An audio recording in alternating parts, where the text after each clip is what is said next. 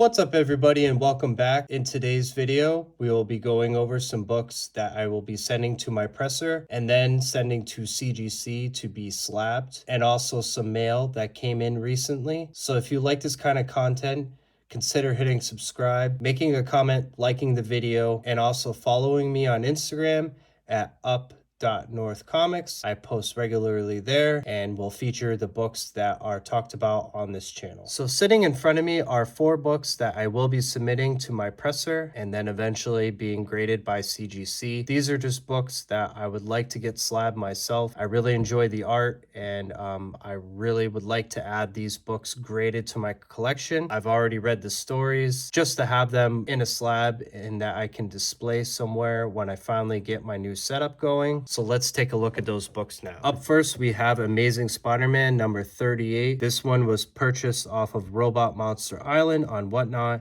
and this book was also featured on my channel previously. This book, as it stands, is graded at a 5.0 range. It's got the old school numbers there, so it kind of takes away from the overall aesthetic of the front cover.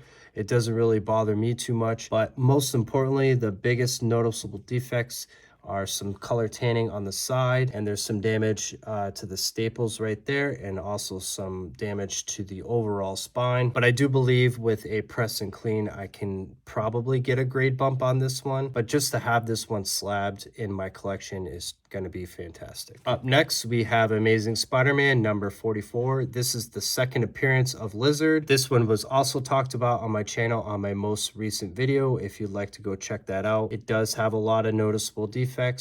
This one was also graded around the 5 range, so I'm not too sure with the dark cover if it could get a grade bump, but I really want to add this one to a slab to enjoy and put in my personal collection. The third book that I will be submitting to my presser is Fantastic Four, issue number 21. This one is the first Hate Monger. Awesome book. Love the cover. Love the art. There is some damage to the spine, and a lot of these books are just going to be mid-grade copies, which is kind of my wheelhouse and how I like to collect. If they're Silver Age and they're lower to mid-grade books, I will definitely pick them up and hopefully get these in a slab and looking great on the shelf. This issue features the 4th appearance of Magneto, and it is the first crossover. It's not in any means a high grade. It's definitely mid-grade material. It's got a lot of damage right here on the side, but sitting in a slab on a shelf, this one is going to present beautifully.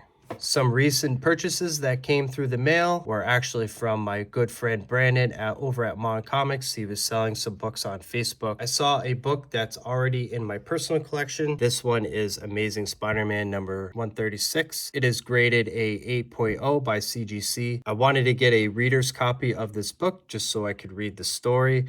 So that is what we did. We picked up a raw copy of 136. This one was graded at a fine. I would probably put it at a little bit better than that. It does have a little bit of damage right there on the spine, and then a small tear on the back cover. A little bit of spine roll going on, some dirt and some excess stuff that would probably potentially come off with a clean and press. But overall, for a reader copy and the price that I did pay, this one is definitely going to do the trick, and it's got beautiful art to boot.